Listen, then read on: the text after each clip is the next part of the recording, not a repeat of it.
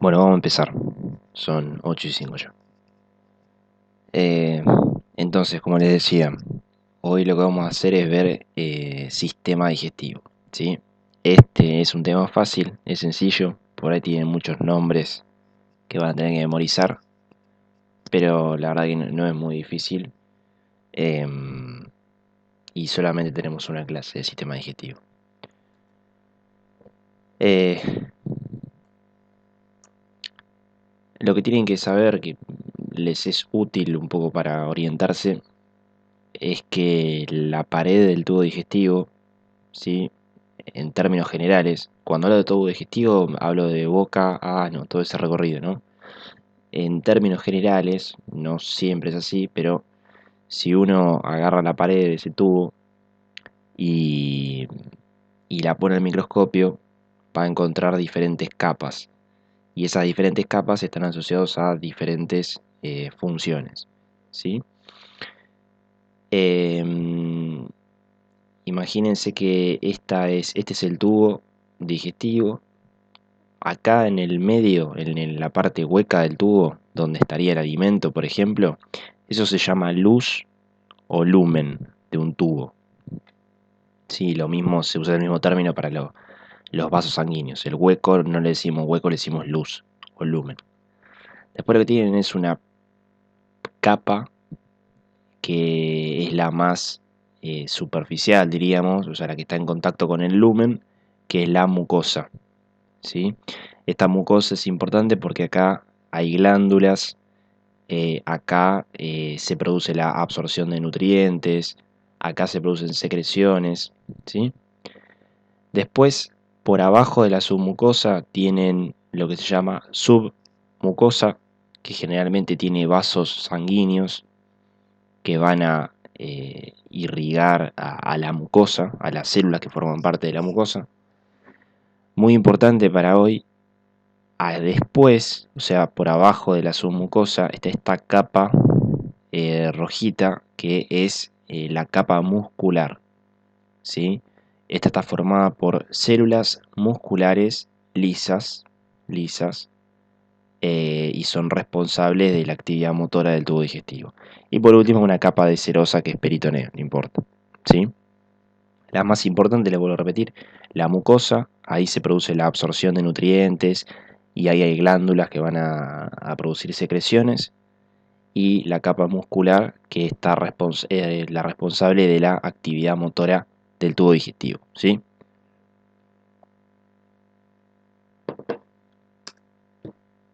Eh, Esperen que se me trabó.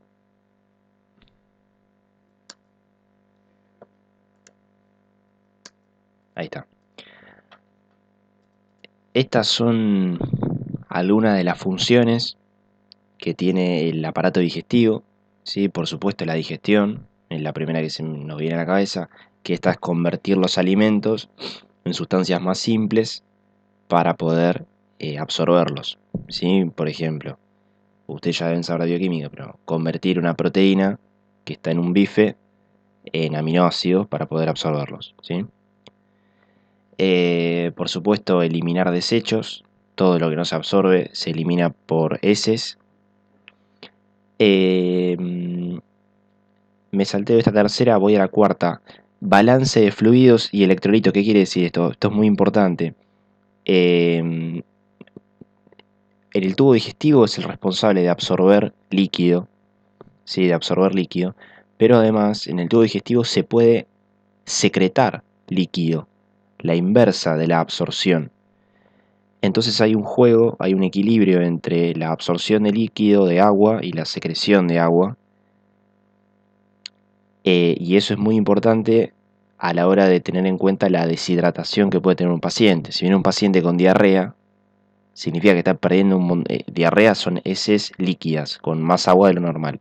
Si viene un paciente con diarrea de mucho tiempo, y uno tiene que pensar que seguramente su estado hídrico va a estar comprometido.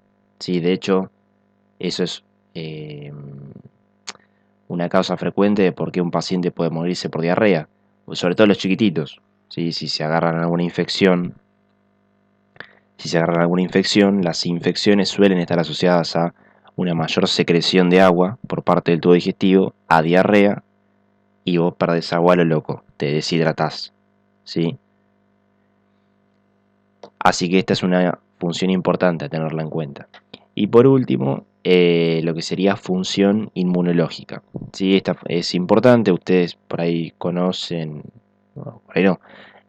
Nosotros tenemos una flora endógena, es decir, tenemos ciertos microorganismos que forman parte de nuestro organismo, eh, que no nos causan enfermedad, y eso, por ejemplo, sirve para estimular continuamente al sistema inmunológico, como si fuese una especie de entrenamiento para el sistema inmune. Y además, el tubo digestivo es una vía de entrada muy importante para microorganismos, así como es la vía aérea.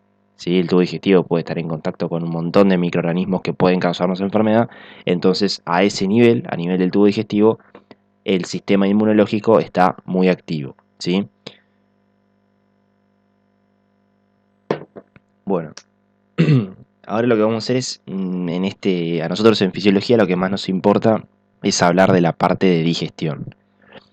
Como les dije al principio, la digestión es convertir los alimentos en sustancias más simples, ¿sí? Convertir proteínas en aminoácidos, convertir hidratos de carbono en monosacáridos como la glucosa, convertir los lípidos, que son triacilglicéridos, en ácidos grasos cortitos. Los tenemos que convertir en todas sustancias más chiquititas porque si no, no las podemos absorber, ¿sí? Y una cosa que me parece importante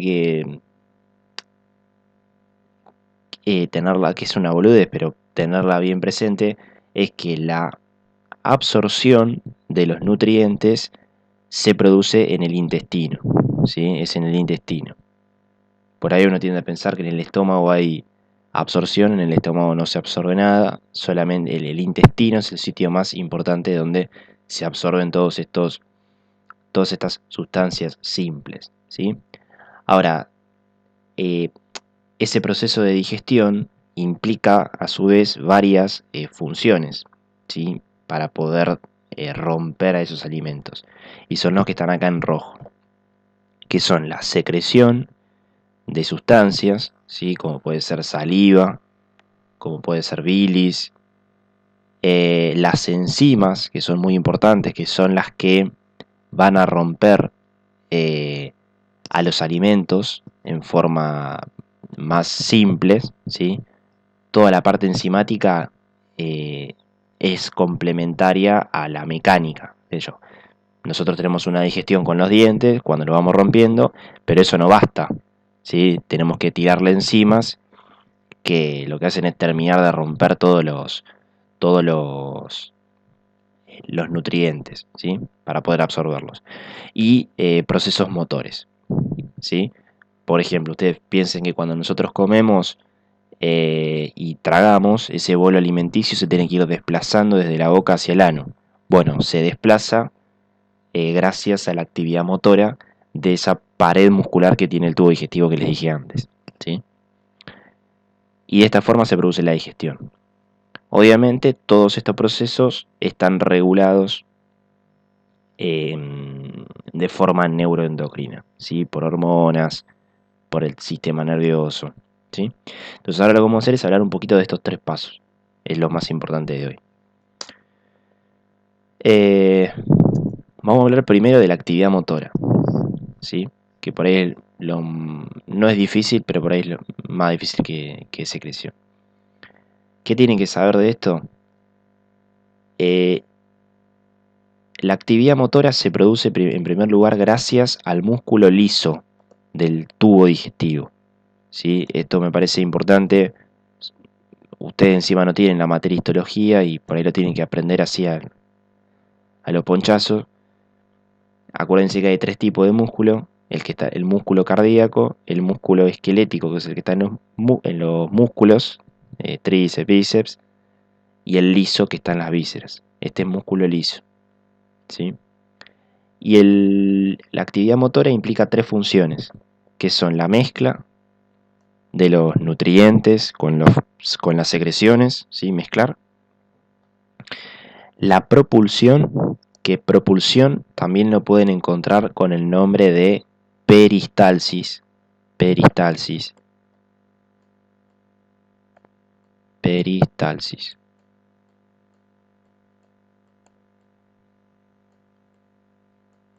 O peristaltismo, son sinónimos propulsión y peristalsis. Eso implica llevar los alimentos de la boca al ano, o sea, llevarlos de proximal a distal. Estos dos son los más importantes. Y por supuesto, también tenemos una función de reserva, ¿sí?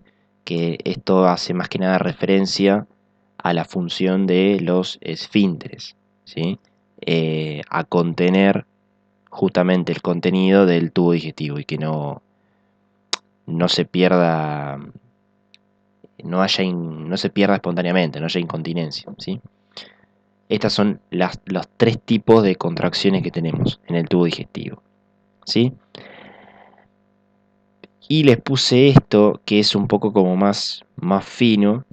eh, ya, a ver, sería más a nivel molecular. También podemos clasificar a las contracciones en tónicas o fásicas. ¿Esto qué significa? Las contracciones tónicas significan que las células musculares lisas del tubo digestivo no están 100% relajadas, sino que tal vez están relajadas en un 80%. Es decir, que un poquitito están contraídas, que un poquitito están contraídas, y esa contracción es sostenida en el tiempo. Esa es una contracción tónica, como que el músculo está un poquito contraído siempre, siempre, siempre. Esto es muy frecuente en el organismo. De hecho, nuestros músculos no están totalmente relajados. Tienen un cierto tono gracias a esa contracción tónica, ¿sí? Y cuando yo hago referencia a estos tres tipos de funciones, mezcla, propulsión, que implican todas contracciones más vigorosas, ¿sí? Generalmente se producen gracias a estas, a las contracciones fásicas o rítmicas, por ahí es más fácil el nombre, que estas sí hacen referencia a una contracción más intensa, relajación, contracción, relajación, contracción, relajación. ¿Sí? Es como salir a correr, como si el tubo digestivo saliera a correr. Bueno, cuando el tubo digestivo tiene que mezclar, tiene que llevar el bolo hacia distal, se producen estas contracciones que son fásicas o rítmicas. Esto ya es un poco más fino igual.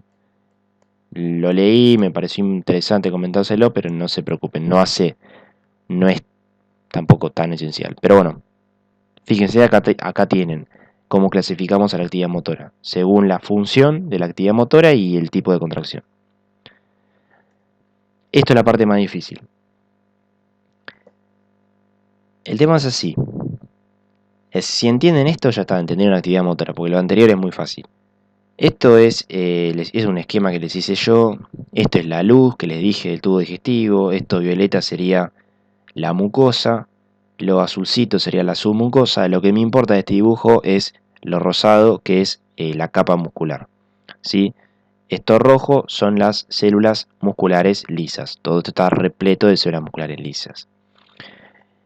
Se vio, que cuando uno estudia el tubo digestivo, ¿sí? Cuando uno estudia el tubo digestivo, se vio que no solamente hay células musculares lisas en esa capa, sino que hay otro tipo de células que se llaman células de Cajal. Células de Cajal, ¿sí? Estas células de Cajal están muy relacionadas, o por no decir comunicadas, imagínense que acá hay uniones, con las células musculares lisas. Entonces, ¿cuál es la importancia de esto? Estas células de Cajal funcionan de manera muy parecida a las células marcapaso del nódulo sinusal del corazón. Es decir, vean este grafiquito, por favor, el que está acá arriba. Las células de Cajal, ¿cómo les puedo explicar? Ahora vamos a hacerlo así. Las células de Cajal característicamente, y las células musculares también sufren este fenómeno, pero lo sufren debido a las células de Cajal, porque lo que pasa en la célula de Cajal rápidamente se comunica a la célula muscular lisa, porque están todas comunicadas. Por eso es que este fenómeno que les voy a explicar pasa en todas las células que están acá en la capa muscular, pero la explicación de por qué surge estaría acá, en la célula de Cajal.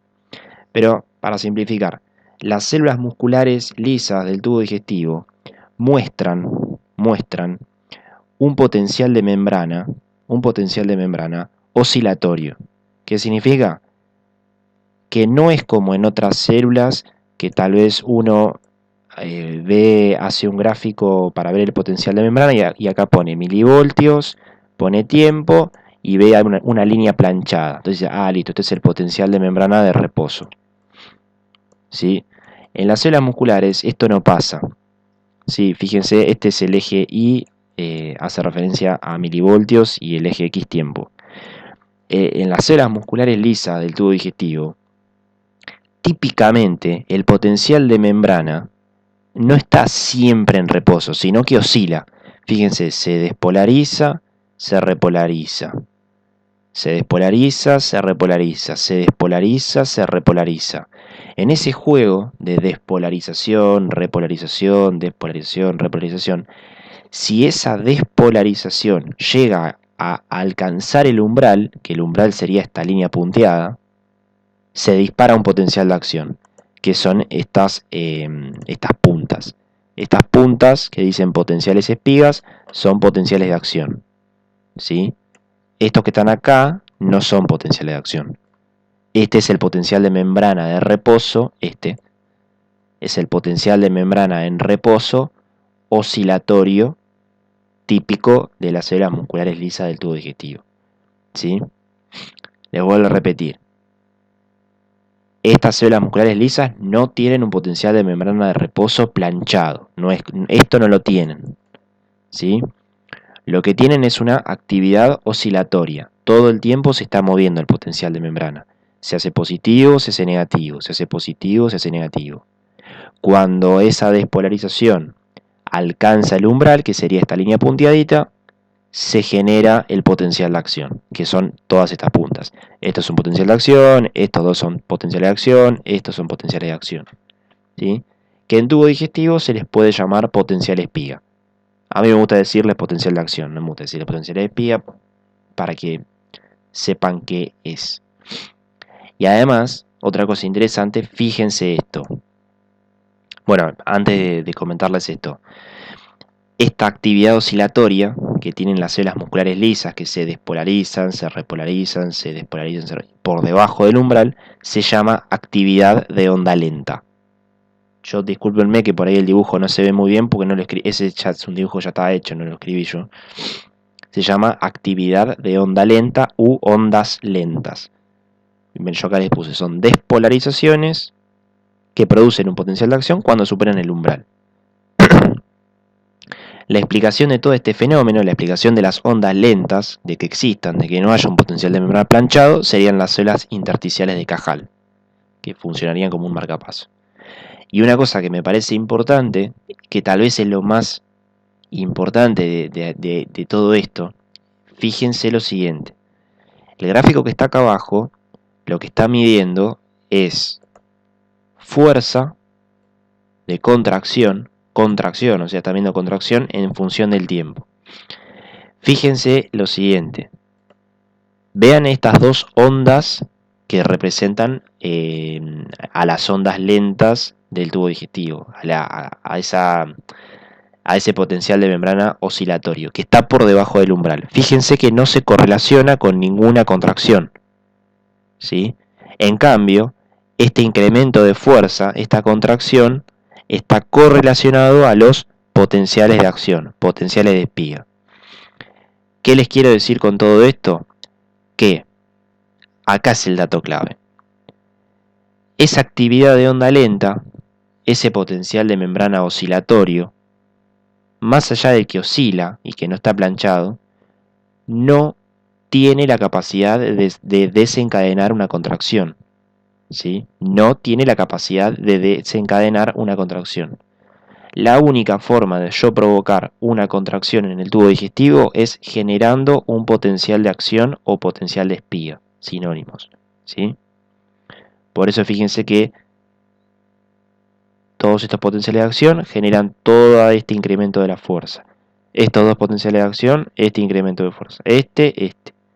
Pero fíjense acá que esta montañita, que es una onda lenta, y estas dos montañitas, que son ondas lentas, no superan el umbral, no generan potencial de acción y no producen fuerza. Fíjense que está planchado acá la fuerza y acá está planchado. ¿Se entendió? ¿Alguien tiene alguna duda con esto? Es un poco complejo igual, medio imaginario, pero ¿alguna duda?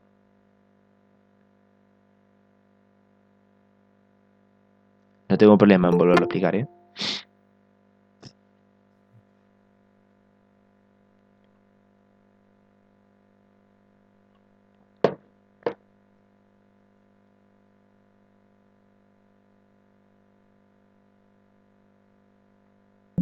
Buen día, profe. ¿Está grabando la clase? Sí, ¿Qué tal? Buen día. ¿qué tal? Por eso nadie quiere hablar. Bueno, sí, sigo entonces. Si puede repetir eso último, recién ingresó una compañera y aparte así lo reforzamos, si le parece. Sí. Lo que les comentaba era lo siguiente, que el tubo digestivo tiene esta capa muscular, ¿sí? De células musculares lisas y, a ver, estas células musculares lisas del tubo digestivo tienen un comportamiento particular, ¿sí? Si vemos este gráfico, lo que vamos a ver es lo siguiente. Las células musculares lisas del tubo digestivo no tienen un potencial de membrana en reposo constante, ¿sí? Eh, planchado, por así decirlo. No tienen esto. No es un potencial de membrana reposo constante, sino que lo que tienen es un potencial de membrana oscilatorio. Que acá se ve, ¿ven? Por ejemplo, está en menos 55, se despolariza, se vuelve a repolarizar. Acá otra vez. Se despolariza, se repolariza, se despolariza, se repolariza. Esto ocurre siempre, siempre en el tiempo. Ese potencial de membrana oscilatorio que tienen las células musculares lisas del tubo digestivo se denomina actividad de onda lenta. Esa actividad de onda lenta tiene la característica de no superar el umbral. De no superar el umbral. El umbral son estas rayitas punteadas. Fíjense que nunca la supera. Entonces, al no superar el umbral, esta actividad de onda lenta no puede generar el potencial de acción. Si no lo supera, si no supera el umbral, no puede generar el potencial de acción. Lo que ocurre es que a veces esa actividad de onda lenta sí alcanza y supera el umbral, y cuando alcanza y supera el umbral genera potenciales de acción, que también se pueden llamar potenciales de espiga, que son todos estos piquitos que están por arriba de la línea punteada. Estos son potenciales de acción que se produjeron a partir de una actividad de onda lenta que alcanzó y superó el umbral. Fíjense que supera la línea punteada. Es importante diferenciar entre potenciales de acción, potenciales de espiga y ondas lentas. Las ondas lentas por sí solas no tienen la capacidad de generar contracción. Por eso es que fíjense, si ustedes hacen la correlación de este gráfico, que acá hay una onda lenta con la fuerza que se genera tras la contracción es nula. La fuerza es nula porque la onda lenta no genera contracción, por eso la fuerza es nula. Fíjense, esta es otra onda lenta. No hay fuerza, no hay aumento de la fuerza porque no provocan contracción. Las ondas lentas no producen contracción. En cambio, cuando se produce el potencial de acción, ahí sí hay contracción. Y acá está el correlato con el gráfico de abajo. Fíjense que este potencial de acción genera un aumento de la fuerza. Estos dos potenciales de acción generan un aumento de la fuerza. Todos estos potenciales de acción generan aumento de la fuerza. Esa es la principal característica, ¿sí? Y lo que tienen que tener en cuenta también, que yo no lo mencioné antes, pero la actividad motora del tubo digestivo ocurre no solo cuando terminamos de comer, para lógicamente hacer la digestión, sino que también ocurre en los periodos de ayuno. En los periodos de ayuno generalmente la actividad motora está destinada a la limpieza del tubo. ¿Sí? Si me trago algún elemento extraño que no lo puedo digerir, bueno, por ahí puedo eliminarlo del tubo digestivo gracias a la actividad motora. O sea, la actividad motora no es exclusiva en periodos después de comer, sino que ocurre después de comer y ocurre en ayuno. Eso es actividad motora, ¿sí? ¿Alguna duda?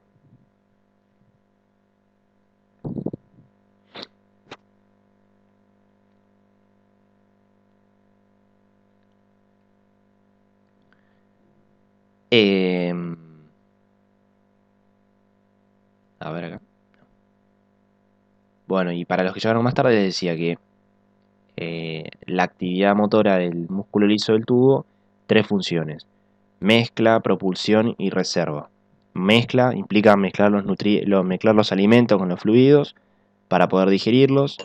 La propulsión o peristalsis es llevar los alimentos desde la boca hacia el ano.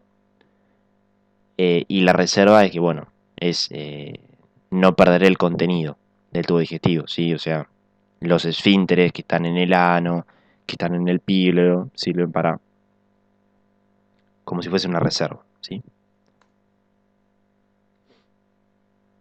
Y de actividad motora nada más. La verdad que es muy corto actividad motora. Lo más difícil es entender esto. No sé si, por eso le vuelvo a preguntar si tienen alguna duda. Me parece que lo más importante es tener en claro esto, que la onda lenta no genera contracción y que el potencial de acción sí genera contracción. Eso es lo más importante a mi criterio. Entonces, y ahora vamos a pasar a la otra parte, que es la de secreciones y enzimas. Esto es muy fácil, pero tiene muchos nombres a memorizar, pero la verdad que es muy fácil y está bueno además. Yo les había dicho que para poder llevar a cabo la digestión es necesario la actividad motora y después la parte de secreciones y enzimas. ¿Sí? O sea, cuando les hablaba en esta diapo. Secreción, enzimas y actividad motora. Ya vimos la actividad motora, ahora vamos a hablar de secreción y enzimas que participan en la digestión. Típicamente a las enzimas que participan en la digestión tenemos proteasas que rompen proteínas, amilasas que rompen hidratos de carbono, lipasas que rompen lípidos. Y secreciones en el tubo digestivo como son la saliva, el ácido clorhídrico estomacal, la bilis de la vesícula biliar y el líquido pancreático. ¿Sí? Esto es para orientarse. La boca, no se olviden de la boca, que es un lugar importante para la digestión, no solo porque ahí están los dientes, que tienen una importante función en lo que es la digestión mecánica, en la disrupción de los alimentos, sino también tienen la saliva, que producen las glándulas salivales, y en esa saliva hay algunas enzimas que participan en la digestión. Por ejemplo, amilasas, ¿sí? La saliva tiene estas enzimas que rompen hidratos de carbono, ¿sí? Creo que también tienen algunas lipasas que rompen lípidos. El problema de las enzimas que están en la boca es que cuando las tragamos junto con el bolo, cuando llegan al estómago, el pH del estómago es tan ácido que ese pH ácido inactiva a las enzimas que están en la boca y dejan de funcionar. O sea que solamente hacen una breve digestión ahí a nivel de la boca, a nivel del esófago y se terminó. Pero bueno, es importante tenerlo en cuenta. Ahora vamos a hablar un poquito entonces del estómago primero y después vamos a hablar de intestino. El estómago tiene un montón de tipos celulares, ¿sí? Eso por ahí ustedes lo malo que no tienen histología, pero tienen que saber que hay dos células que no pueden no conocer, que están en el estómago, que son las células principales, se llaman así, células principales, y las células parietales, ¿sí? Esperen que yo me confundí, esto está mal. No lo corregí, esto está mal. Eso está mal, por favor, no lo copien, eso está mal. Porque esto va acá, es ácido, ayer lo hice mal. Y factor intrínseco. Lo tengo que corregir. Entonces tienen las células principales que producen una sustancia llamada pepsina. Y tienen las células parietales, muy importantes, que producen ácido clorhídrico, ¿sí? Y producen factor intrínseco, ¿sí? Factor intrínseco.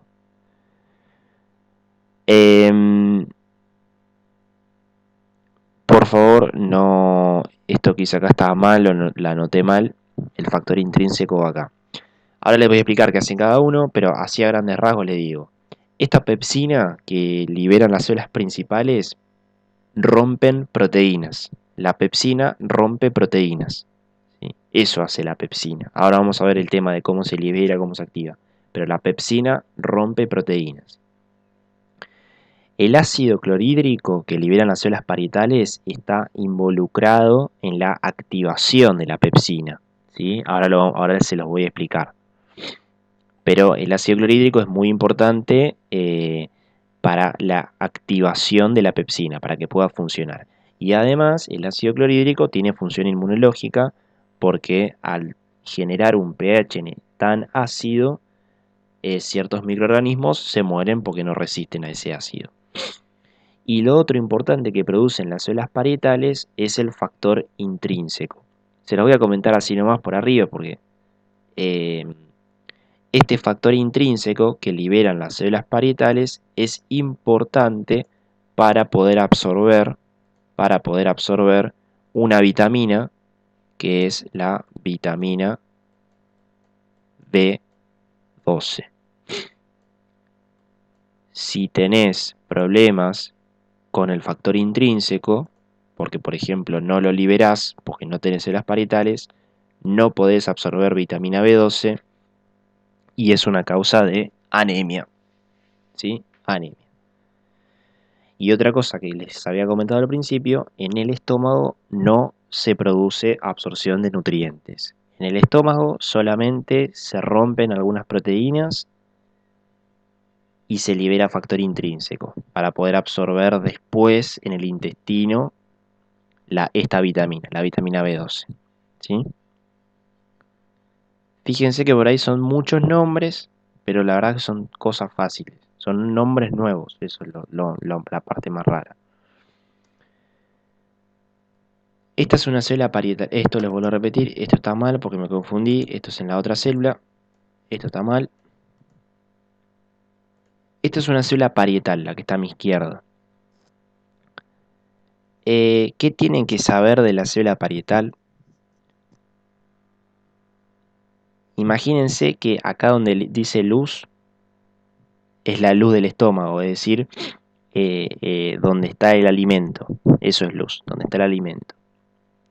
Lo que tienen que saber, lo más importante es esto. Este dibujo es medio un quilombo, pero lo que tienen que acordarse es la pelota roja esta.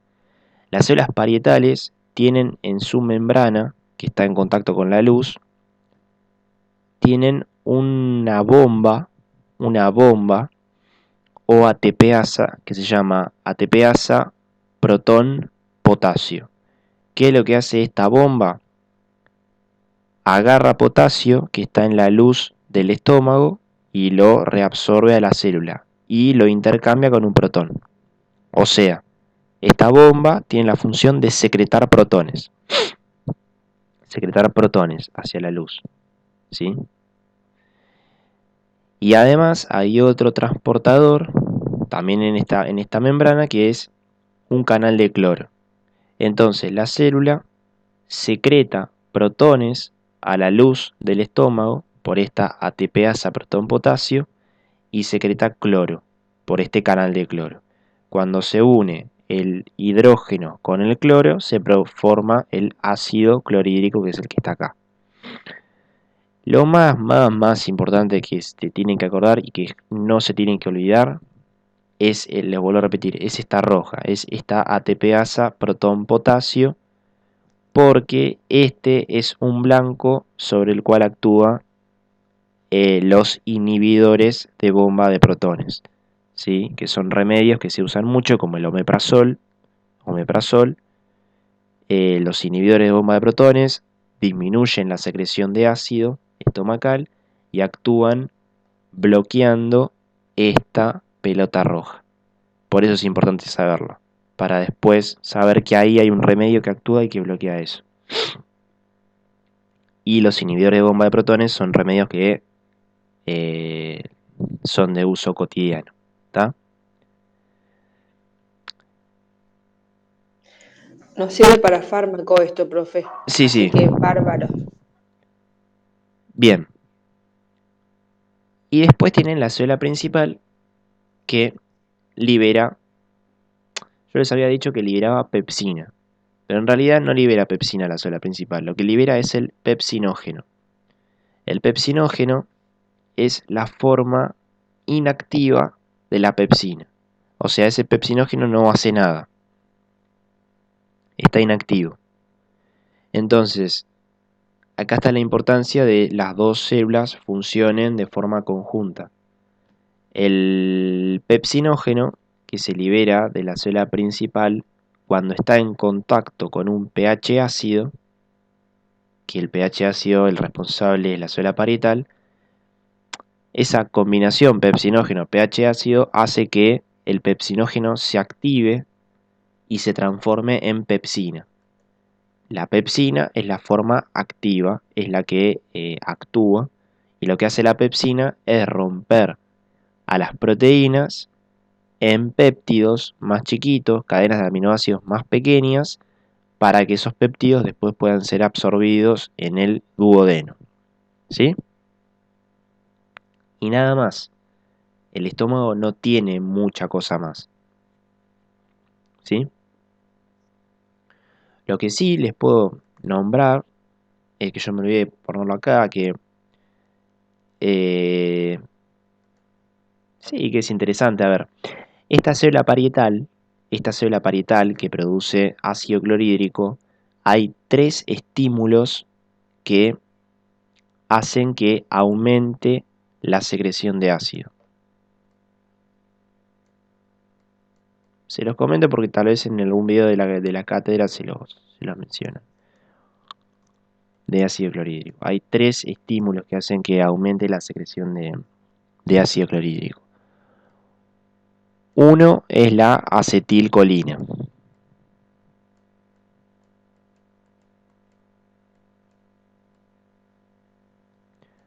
Otro es la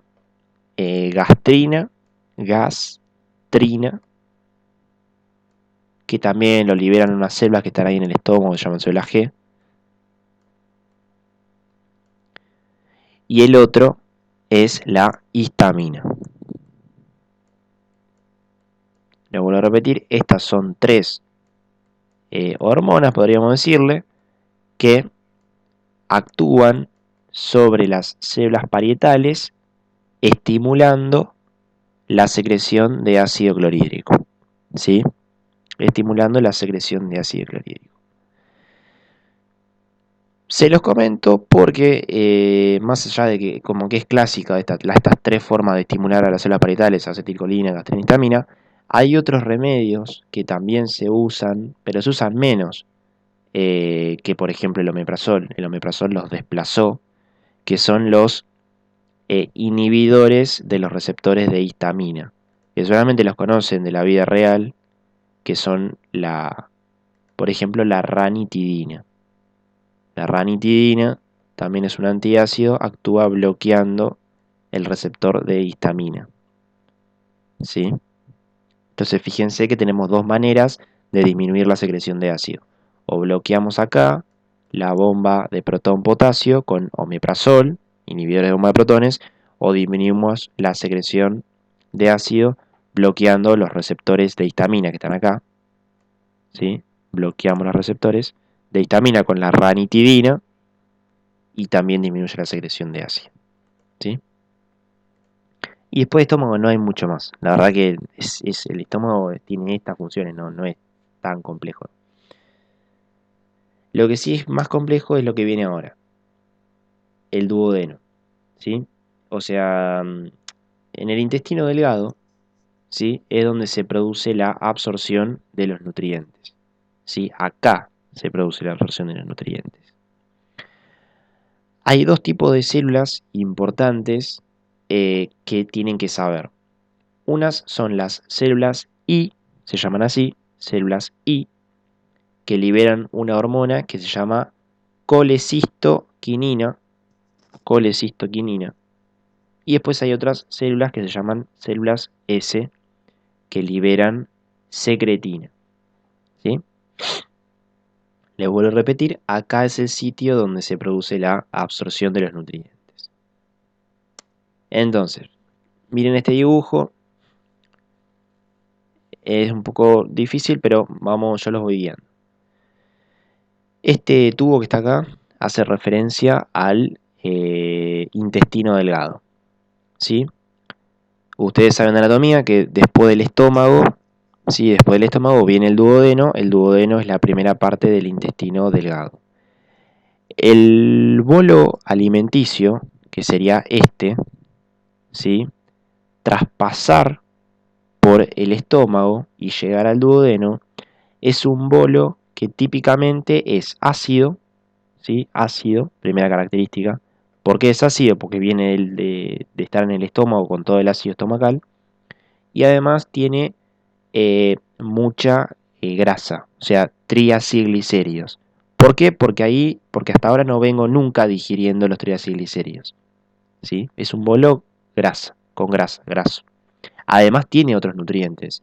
Tiene hidratos de carbono, tiene esos péptidos que se empezaron a romper en el estómago, pero que todavía no se terminaron de romper del todo.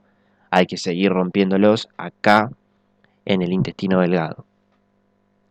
Entonces, este es un bolo, les vuelvo a repetir, es un bolo ácido que tiene un montón de nutrientes, proteínas, hidratos de carbono y típicamente tiene triacilglicéridos. Y ahora van a ver por qué yo les digo el tema de la grasa, les resalto la grasa.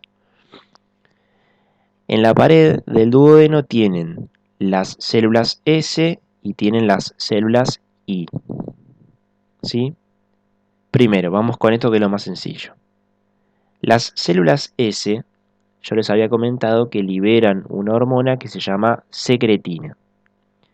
Estas células S se activan y liberan secretina cuando detectan la llegada del bolo ácido. ¿Sí? Entonces fíjense acá. La célula S libera secretina en respuesta al bolo ácido. ¿Qué hace la secretina? La secretina actúa sobre el páncreas y provoca que el páncreas libere hacia el duodeno, ¿sí? Por medio del conducto de Wirsung, bicarbonato. ¿Para qué liberar bicarbonato? Porque al liberar bicarbonato vos neutralizás la acidez del bolo alimenticio. ¿Sí? Entonces, llega un bolo ácido, que es este que está acá, bolo ácido, activa las células S que liberan secretina. La secretina es una hormona que hace que el páncreas libere bicarbonato. ¿Sí?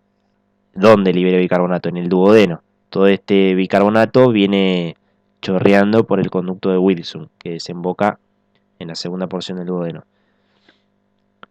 ¿Sí? Y de esa forma vos neutralizás la acidez del bolo. Y eso es importante porque hay que el pH muy ácido no deja que funcionen las enzimas. Entonces yo necesito neutralizar ese pH para que las enzimas puedan funcionar. Y esta es la parte más difícil. Cuando llega el bolo, ¿sí? Ácido y con un montón de nutrientes, la otra célula que se activan son las células I. Estas células I detectan la grasa en el bolo alimenticio y en respuesta liberan una hormona que se llama colecistoquinina. Muy importante esta hormona, muy importante. ¿Qué hace la colecistoquinina? La colecistoquinina es una hormona que estimula al páncreas para que libere hacia el duodeno, por medio del conducto de Wirsung, enzimas pancreáticas. ¿Sí? ¿Para qué?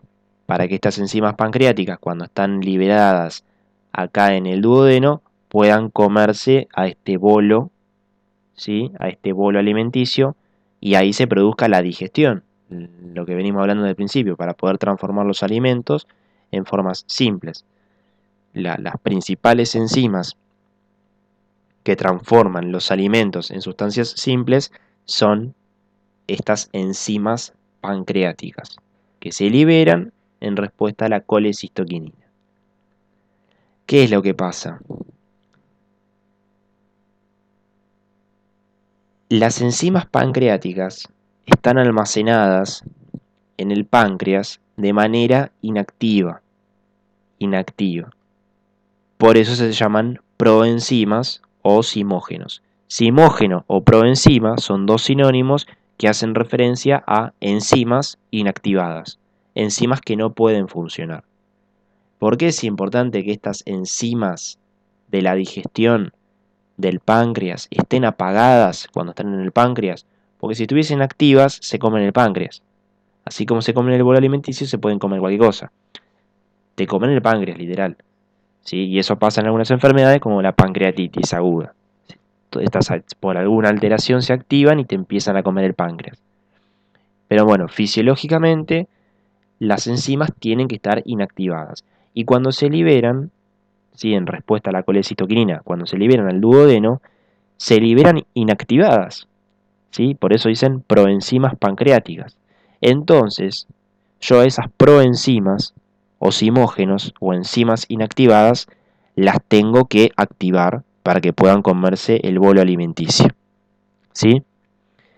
Y esta parte que está acá hace referencia a cómo se activan estas enzimas. Estas enzimas pancreáticas, una vez que han sido liberadas, se van a activar en el mismo duodeno. ¿Cómo es el mecanismo por el cual se activan? En la pared del duodeno hay una enzima que se llama enteroquinasa. Esta enteroquinasa provoca que una de las proenzimas pancreáticas que se libera, que se llama tripsinógeno, se active y se transforme en tripsina. Cuando esa enzima en particular, tripsinógeno inactivo, se activa en tripsina, esta tripsina lo que hace es activar al resto de las proenzimas. ¿Sí? Entonces, por lo repetir, se liberan todas las enzimas del páncreas de forma inactiva. Una enzima que está acá en el duodeno, que se llama enteroquinasa, produce la activación de una sola de ellas. ¿Cuál? El tripsinógeno. Transforma el tripsinógeno en tripsina. ¿Y cuál es la finalidad de esto? Es que cuando se forma la tripsina activa a todas las enzimas inactivadas pancreáticas. ¿Ven? Activa a todas las demás enzimas pancreáticas. Y de esa forma yo tengo a todas mis enzimas pancreáticas activas. tripsina, nucleotidasas, endonucleotidasas, exonucleotidasas, carboxipeptidasas, nucleasas, lipasas, amilasas, ¿sí? Todas las enzimas, todo el cóctel de enzimas que se van a comer al bolo alimenticio. Van a degradar las proteínas, van a degradar los hidratos de carbono, van a degradar los lípidos. Van a formar todas sustancias más simples y yo las voy a poder absorber. ¿Está bien?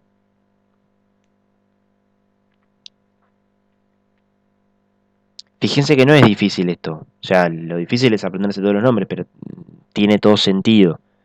Es todo muy secuencial. ¿Alguna pregunta con esto?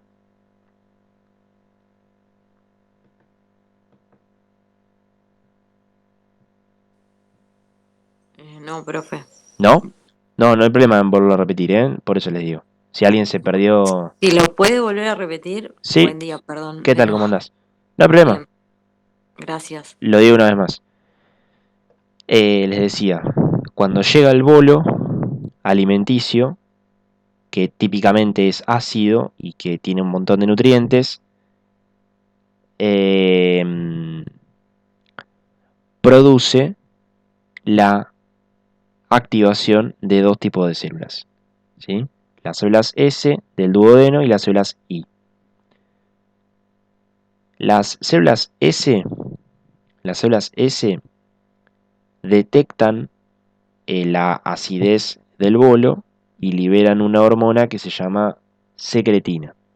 ¿Qué hace la secretina? Actúa sobre el páncreas y hace que el páncreas libere bicarbonato al duodeno, ¿sí? Este bicarbonato neutraliza la acidez, ¿sí? Bloquea esa acidez del bolo. Y se terminó ahí. ¿Para qué lo hace? Porque si yo este bolo no lo neutralizo en términos de acidez, no puedo hacer que funcionen las enzimas. Las enzimas no funcionan a pH tan ácido. Necesitan un pH un poquito más alcalino. Eso, secretina es sencillito, no tiene mucha histeria. El tema es acá, la célula I. La célula I lo que hace es producir una hormona que se llama colecistoquinina. La célula I se activa cuando llega el bolo alimenticio. Detecta el bolo alimenticio y produce colecistoquinina. ¿Qué hace la colecistoquinina, que es la hormona fundamental acá?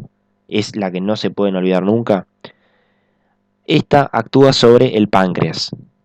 Actúa sobre el páncreas para que libere enzimas pancreáticas que en el páncreas están almacenadas de forma inactiva. De forma inactiva. Les vuelvo a repetir, paréntesis, porque esta es una pregunta que se hace siempre. No sé si en el parcial, o sea, sí, cuando vos hablas de fisiología te lo hacen siempre. ¿Y por qué están inactivas? Porque si estuviesen activas en el páncreas, se comen al páncreas. Se comen al páncreas. Entonces tienen que estar inactivadas. No es en vano que estén así. Entonces esta colecitoquinina hace que estas enzimas inactivadas se liberen al duodeno. El problema es que cuando vos las liberas al duodeno están inactivadas. No se pueden comer al bolo todavía. Entonces yo las tengo que activar, las tengo que prender. ¿Cómo hago para prenderlas a estas enzimas pancreáticas?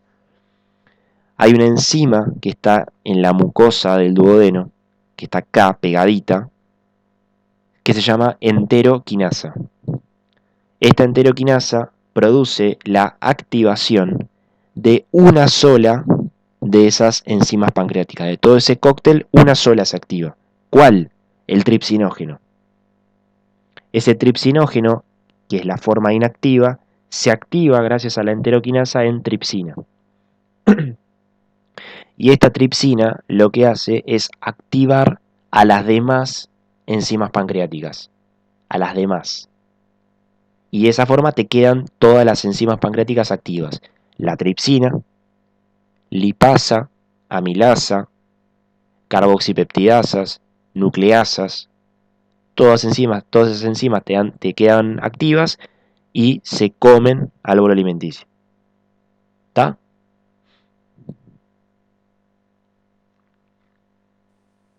Sí, profe. Buenísimo. Ahora, una cosita, fíjense esto, porque les digo que la colecistoquinina es la más importante. Pues van a ver que la colecitoquinina no hace solamente esto, sino que tiene otra función. Esto se lo van a acordar, esto es recontra sencillo. El problema de la grasa, o sea, de los triacilglicéridos que tiene el bolo alimenticio, es que los lípidos, como son hidrofóbicos, no se mezclan en agua. Los lípidos no se mezclan en el agua. Entonces tienden a formar toda una pelota de grasa por una cuestión termodinámica. Forman una pelota de grasa. El problema de esta pelota de grasa es que las lipasas, o sea, las enzimas que rompen lípidos del páncreas, no pueden trabajar bien. Es como que se comen la parte periférica, pero nunca llegan al núcleo. ¿Se entiende? Entonces yo lo que necesito es emulsionar la grasa, transformar esta gota grande en todas gotas chiquititas y de esa forma que las lipasas puedan acceder mejor, ¿sí? Esto es lo que se hace cuando uno lava los platos. Cuando vos lavas los platos y tirás detergente, el detergente lo que hace es emulsionar la grasa y es más fácil lavar el plato con grasa.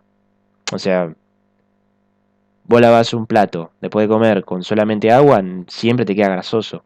En cambio, necesitas ponerle detergente, que el detergente lo que hace es emulsiona la grasa y hace que esa gota grande se rompa en todas gotas, se transformen en gotas chiquititas. Entonces acá pasa lo mismo en el tubo digestivo. Vos necesitas emulsionar esa gota lipídica en gotas más pequeñas, ¿sí? ¿Y quién es el que emulsiona la grasa en el tubo digestivo? La bilis. La bilis. ¿Ven? La bilis emulsiona los lípidos y permite que las lipasas los puedan degradar. ¿Tá? Entonces, la bilis se produce en el hígado y se almacena en la vesícula biliar. En la vesícula biliar. La colecistoquinina, además de estimular al páncreas, la colecitoquinina provoca que la vesícula biliar se contraiga y libere bilis, ¿sí? Que viaja por el colédoco y se libera en el duodeno, ¿sí? Esa bilis emulsiona las grasas y permite que las lipasas lo puedan romper, ¿sí?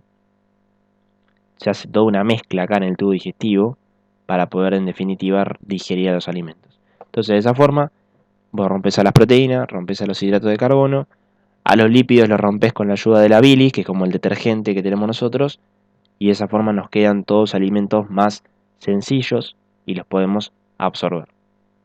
¿Sí? ¿Alguna pregunta hasta acá con esto? Porque hasta acá ya terminamos.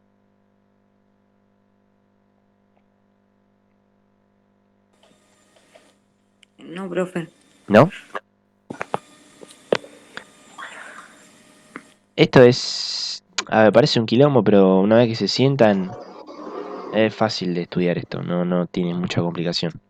A Hay una diferencia... parte que dijo del hígado, profe. Algo así que no lo entendí, no lo escuché bien. No, nada, que la bilis se produce en el hígado, en los hepatocitos del hígado, y después se almacena en la vesícula biliar. En la vesícula la bilis se concentra, se le saca agua, se concentra y es como que es más potente. Y después esa colecistoquinina, nada, produce que la bilis se libere al duodeno, ¿sí? Pero el que lo sintetiza, el que fabrica la bilis, es el hígado. Por eso por ahí cuando comemos mucha grasa, te puede doler el hígado o afectar el hígado. Profe, una pregunta. Sí. ¿Cómo se libera la bilis? ¿Cómo se libera la bilis? Claro. ¿Cómo se libera o cómo se sintetiza? Claro, ¿cómo iniciaría la bilis o sea, cómo se Ah, ¿cómo se secreta? digamos, claro. Nada, el tema sí. Los hepatocitos, o sea, las células que están en el hígado lo liberan. O sea, lo producen, perdóname. Producen bilis y la tiran a todos unos conductitos que forman... A ver, te lo voy a hacer así.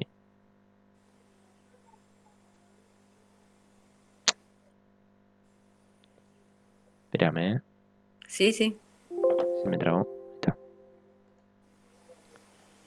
¿Ustedes vieron en anatomía la vía biliar? ¿La qué? ¿La La. vía biliar? Sí. ¿No? O Sí, yo no vi videos, los últimos por ahí. sí, profe, alguna que otra cosa hay. Bueno, nada, la cosa es, si vos tenés el hígado, este es el hígado. El hígado está formado por un montón de células, por un montón de celulitas, y estas celulitas están todas comunicadas por una serie de conductos. Es como que tienen conductitos, como si fuesen vasos sanguíneos. Son todos conductitos que cuando se empiezan a combinar forman un conducto más grande. Forman un conducto derecho y otro izquierdo, y esto después hace que se combinen y forman un gran conducto, ¿sí? Es el Sí. conducto hepático. Este conducto hepático termina en la vesícula, ¿sí?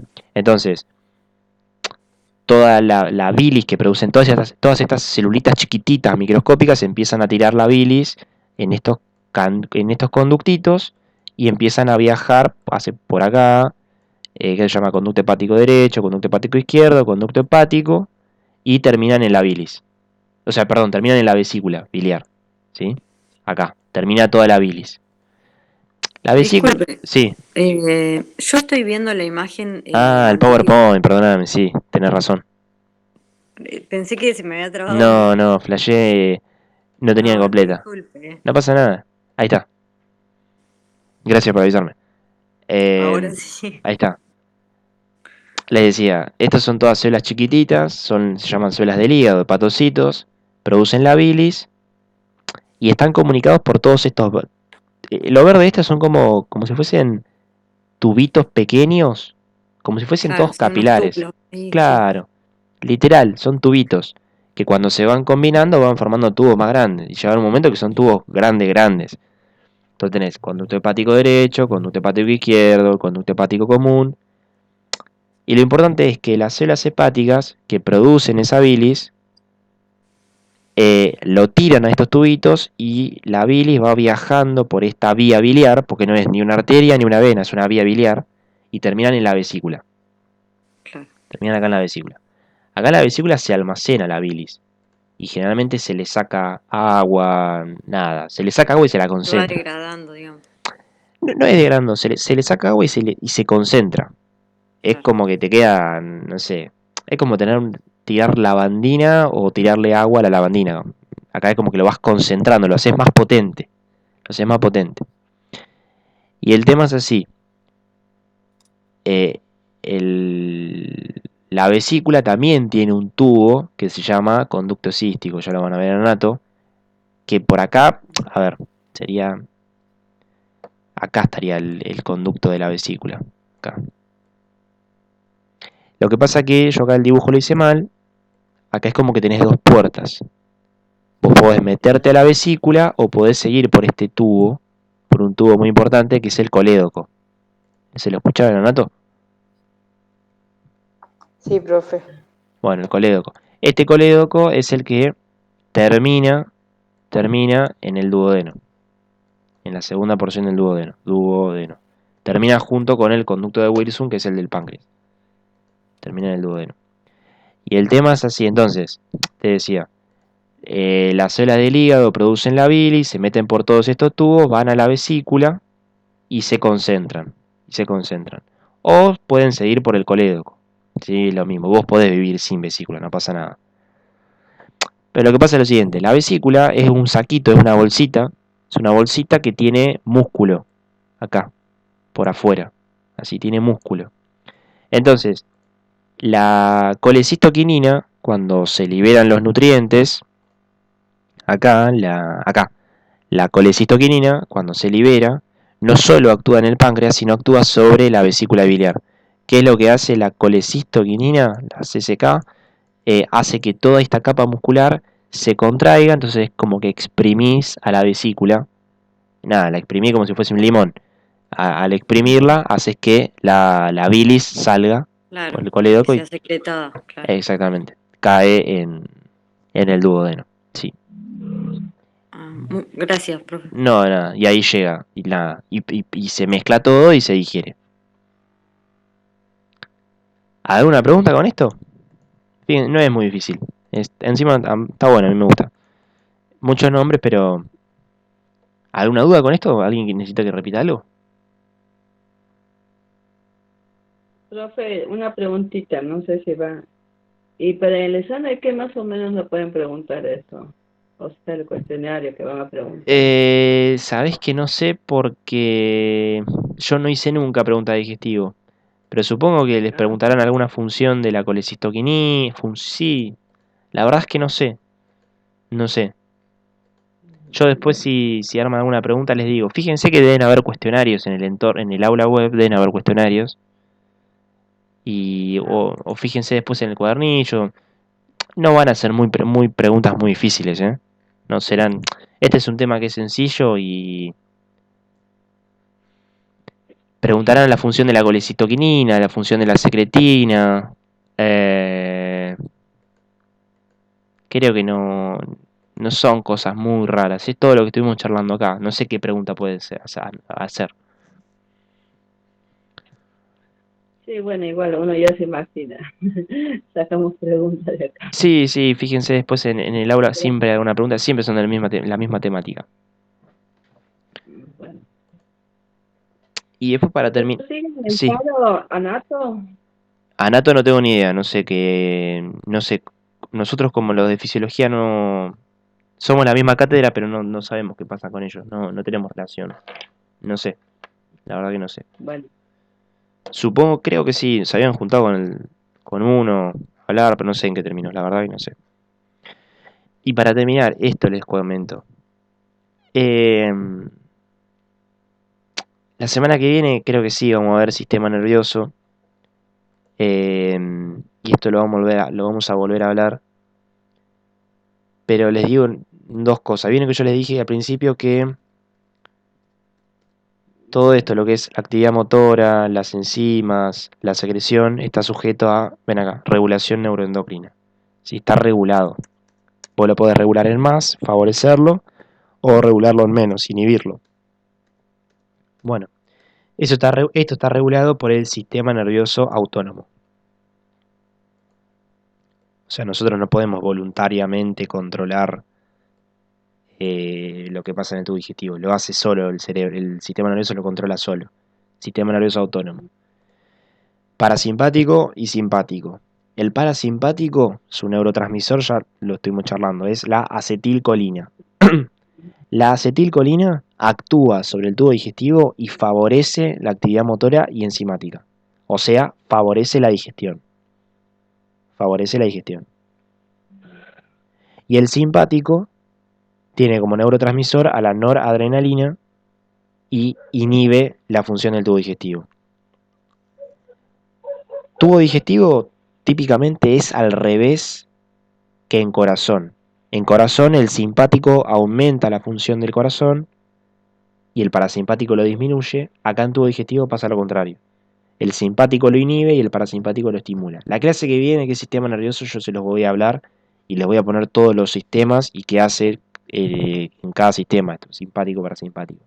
Pero esto es para darle un cierre a lo que es regulación neuroendocrina. Esto es la última diapo, ¿sí? ¿Está bien? Sí, profe.